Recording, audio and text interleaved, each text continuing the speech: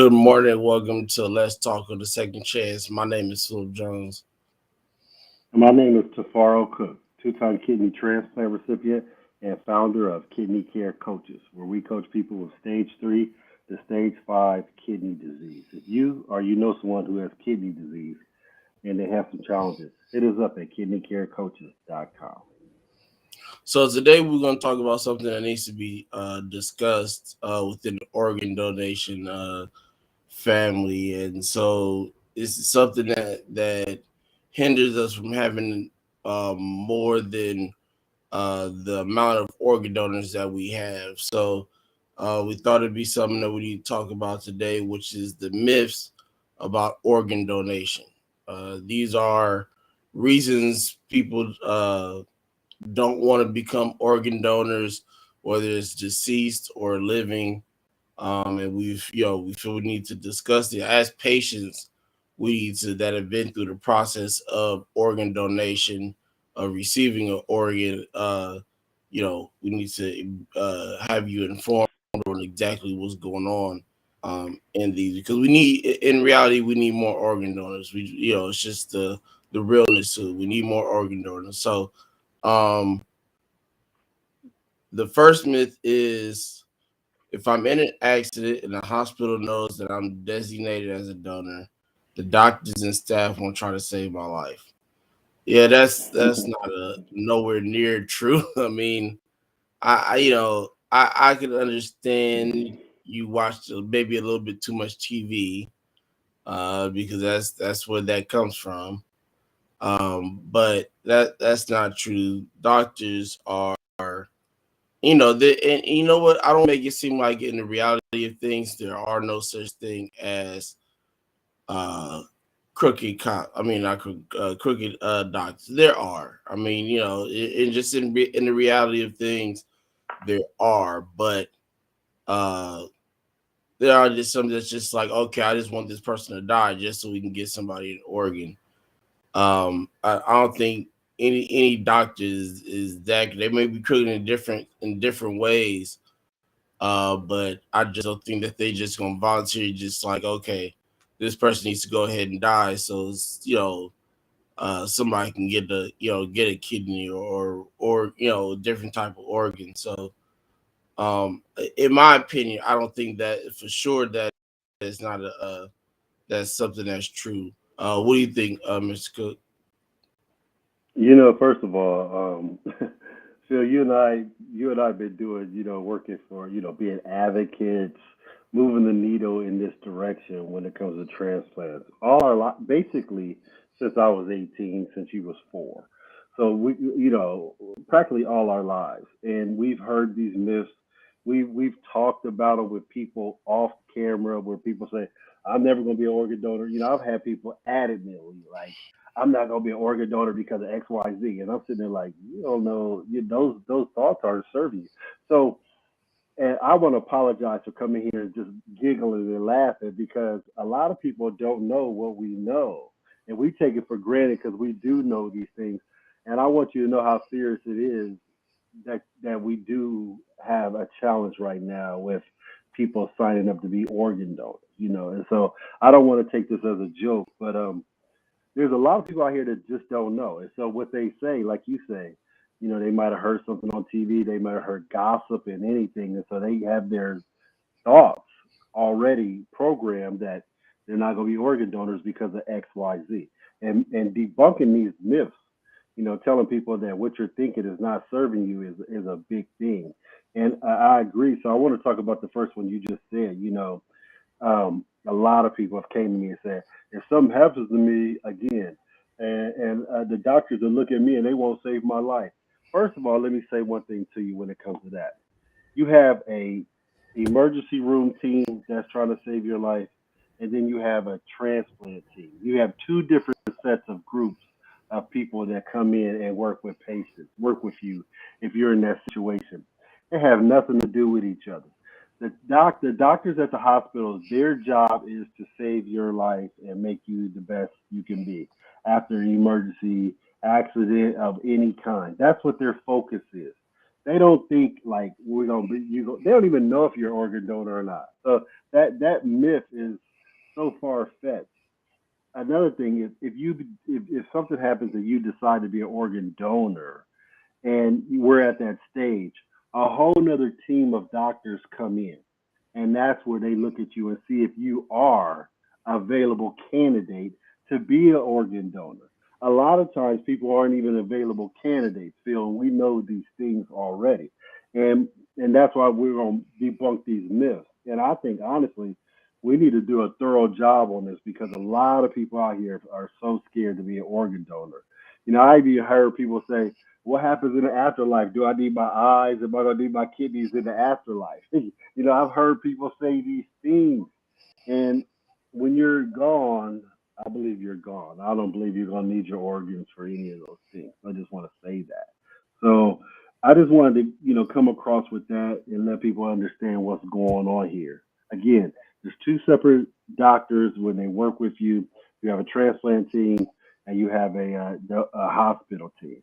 They have nothing to do with one another. So that's a myth that we need to definitely debunk. Another one right here, myth that says my family will be charged if I donate my organs. That's clearly not the truth. Okay, if you donate your organ, your family won't be charged at all. The only person to be charged would probably be the other person's insurance who is getting the organ. That's the only thing they have. That's the only challenge right there. But you won't have to be. I'm going to read this too, so I can sound even clearer. The organ donor's family is never charged for donating. The family is charged for the final efforts to save your life, but the cost for organ removal go to the transplant recipient. Okay, again, that's just what I said. So I just wanted to clear that up. Go ahead, Phil. Yeah, I just kind of want to touch on the previous one we just went over. That was some information that was really vital. Is separating those doctors. In saying, I didn't even think about it that in that perspective of, the doctors that take care of you in those situations. Two sets of doctors, like you said. You got those doctors that you see, emergency, or if you get admitted in the hospital, then you have, if you are an organ donor or whatever, or your family agrees to have you be an organ donor, now you have that other separate set of doctors that come in to verify, like you said, that your organs are viable and able to be used to give to someone else.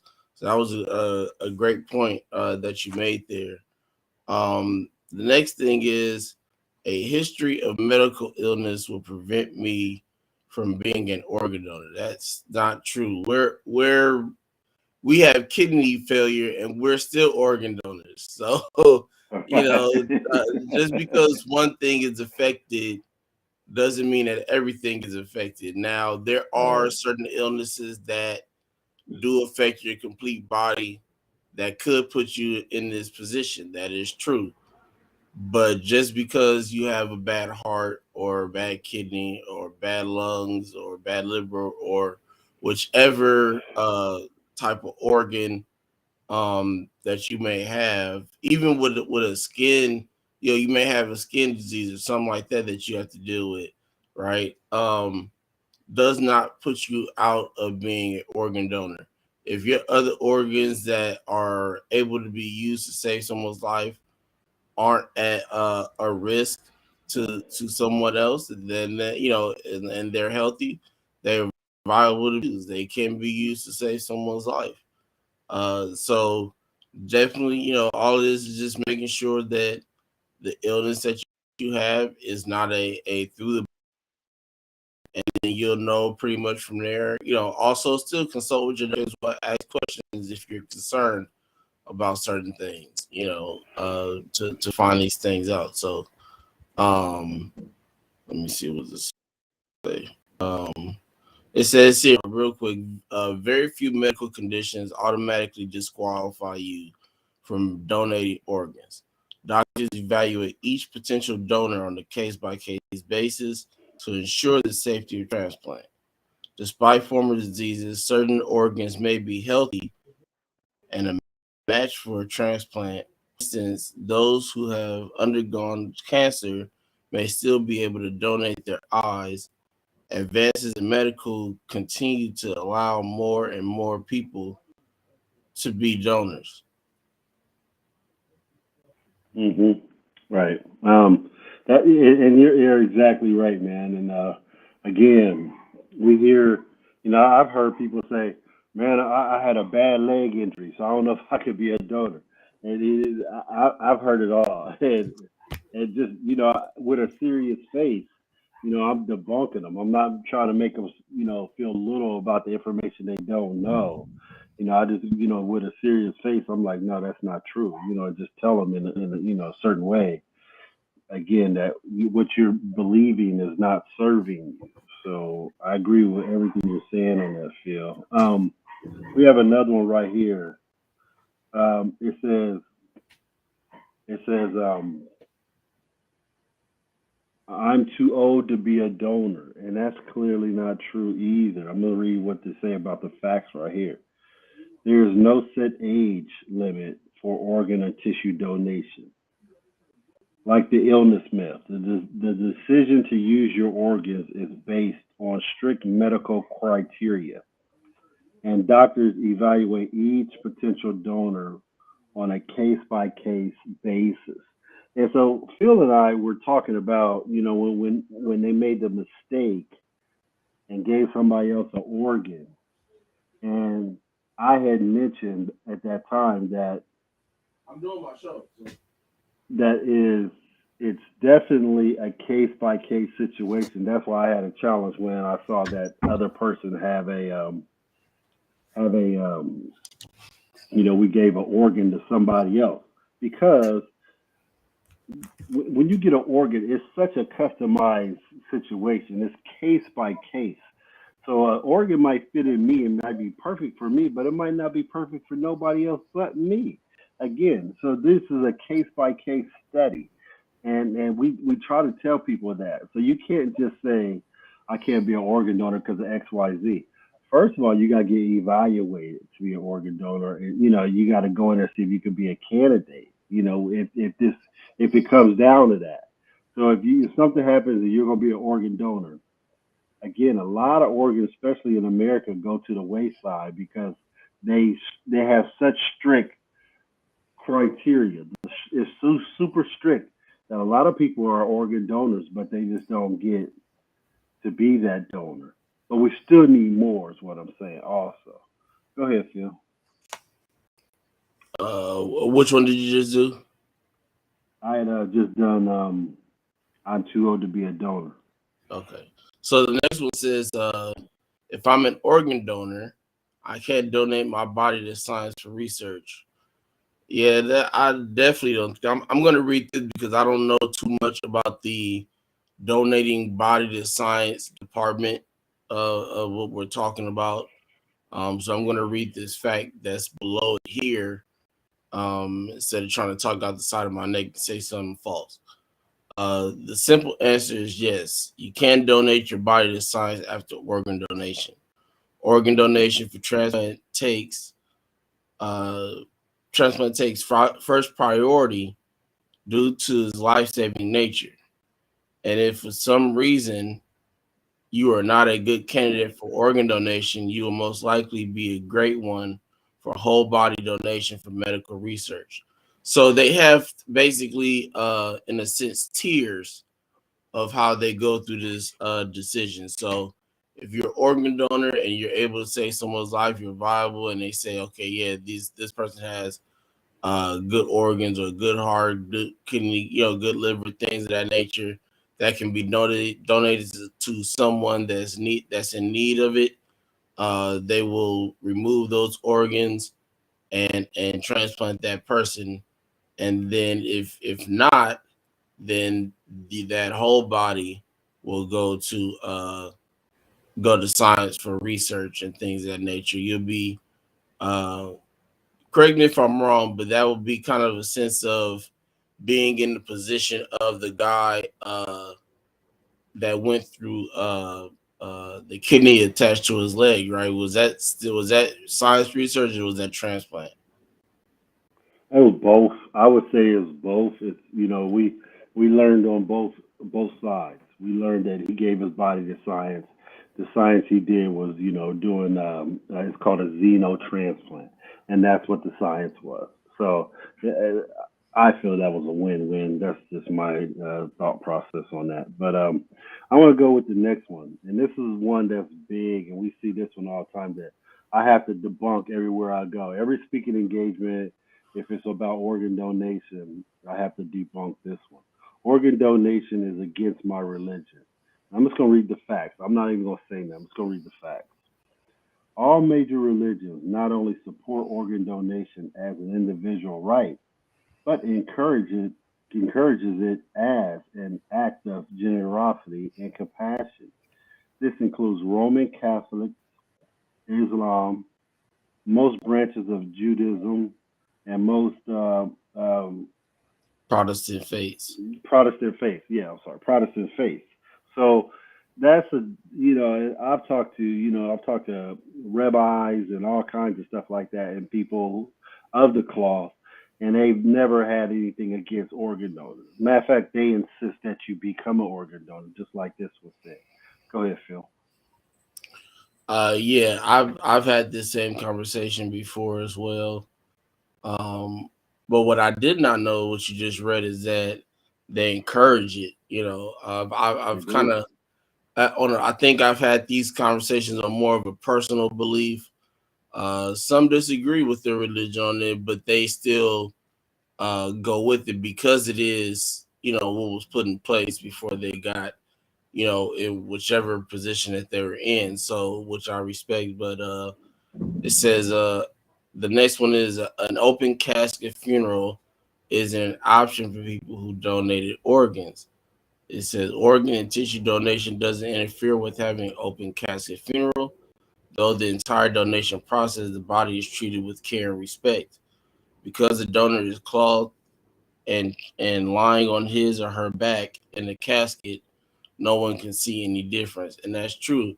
I don't see how you would think that you couldn't have an open casket funeral by donating. Even if you donated your eyes, nine times out of people want their deceased loved one with their eyes closed, anyways. So you wouldn't be able to know, even if they donated. If it was something that has to do with their eyes or anything like that.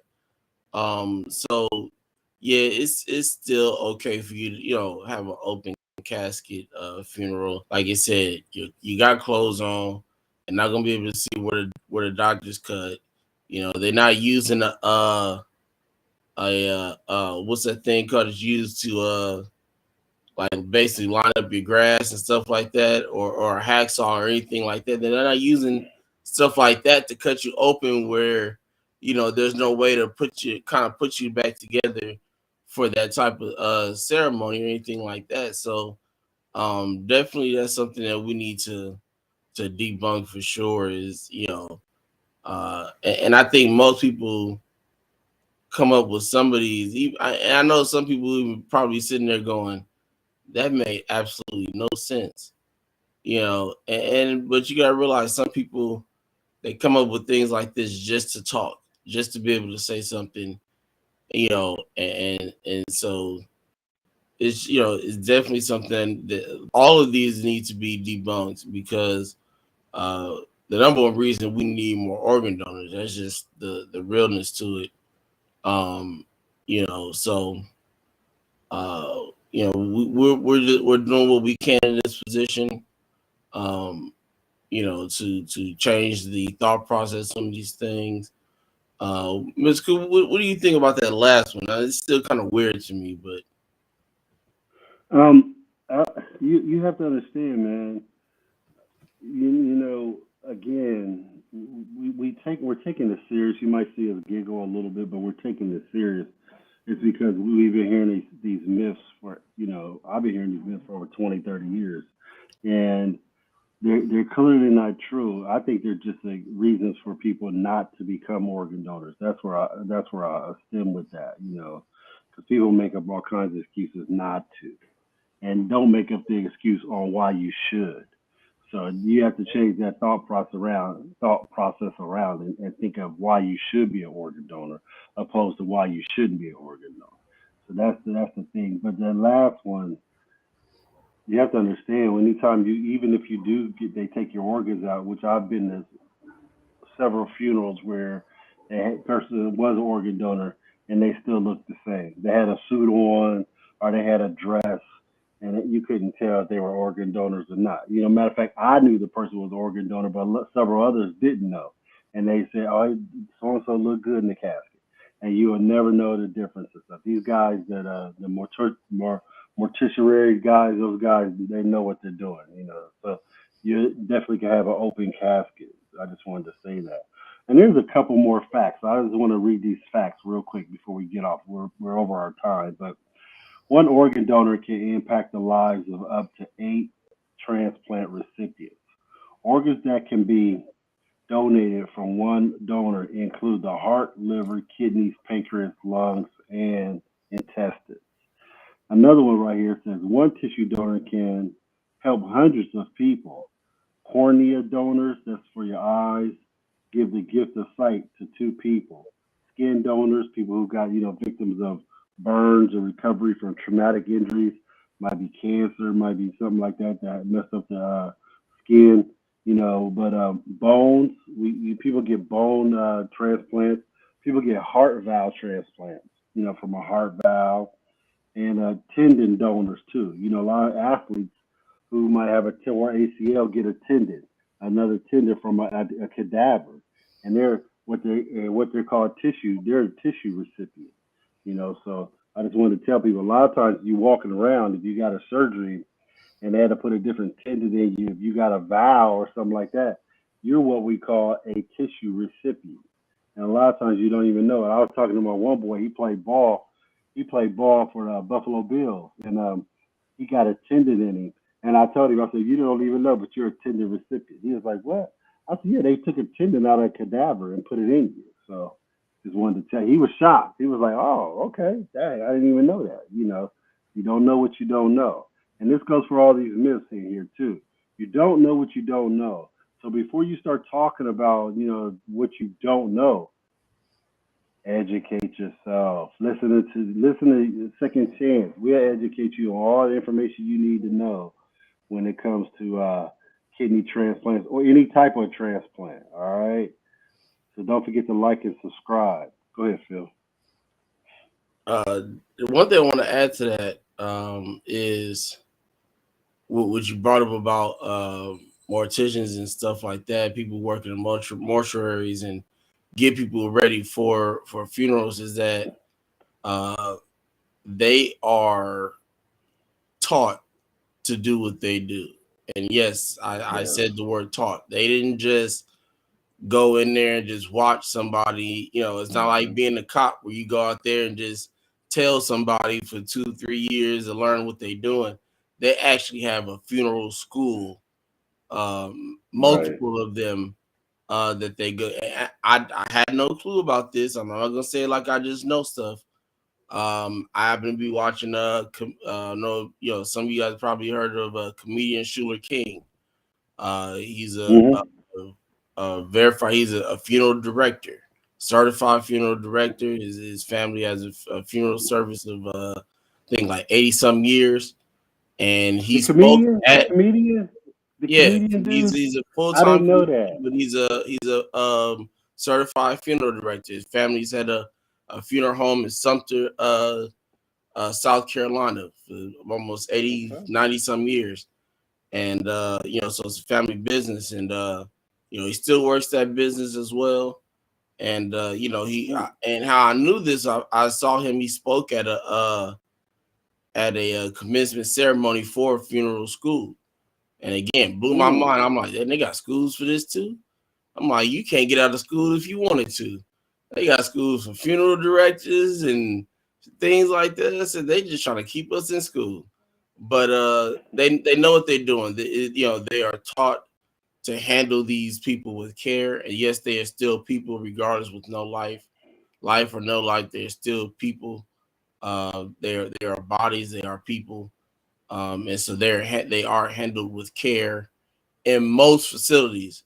I have seen some things on some that and you're gonna touch that, but definitely they are taught to handle these bodies with care, especially in those situations of people who have had organs removed and things of that nature, and how they're uh I want to say put whole, because it may seem like they're just empty people, but uh, sewn back together, things like that, to form their normal body, to be put in their suit or their dress or things of that nature, to be presented at a open casket. So don't let that be something that gets in your way, of being able to save someone's life, is you thinking that you look a different way in a casket. Everybody looks different in a casket. Nobody looks what they normally look like in a casket, with or without their organs. So let's just put that out there. So we urge you to please look into these things that we just talked about today. Again, like Miss Cook said, educate yourself. Do your own research. I don't mean med.org or whatever the name of that thing. I'm talking about do some scholarly research on these things that's proof of this knowledge that we're speaking about. So, and again, if you got questions about stuff, definitely come back and hit us up. We'll definitely have no problem with speaking to you about these things, or doing another show on something specific. Like, subscribe, hit the notification bell on Second Chance, as well as Kidney Care Coaches. And we appreciate your love and your support, and we'll be back tomorrow morning. Definitely don't forget, Friday is our 2022 Home and Center dialysis conference. The good, the bad, the ugly. We'll have a number of people on speaking. Myself, Mr. Cook, Jonathan Trailer of Hope of Jonathan will be doing presentations on the different types of dialysis. We have Dr. Sharika Brookins speaking on uh, mainly talking to dialysis patients about how you should live while on dialysis, to be able to be in position to get on a transplant list and make that transition from dialysis to transplant. We have our dietitian, renal dietitian, Lindsay, that'll speak on your nutrition and renal diet on dialysis. Then we also have our patient panel, who's who is going to be hosted by the Kidney Trust crew of Anthony Reed and Dawn Williams. And our panelists will be Artavius Veazey, Bella Langston, uh, Fred Hill, Alex Brios, who will be bringing their dialysis experience to the forefront, to be informative to all you patients who are dealing with dialysis, or could be dealing with dialysis, maybe in stage 1 through 5 at the moment, and could be getting to this at some point in the future. Hosted by Erica Nicolay and Keith Edwards. It's going to be a great time, very informative, very energetic. We definitely would love for you to show up and chill with us. We'll be on our YouTube channel, Global Jonathan, Kidney Care Coaches, and the Second Chance. So see you on Friday. We'll see you tomorrow morning for Let's Talk Again. And we appreciate your love and support, and we'll holler at you.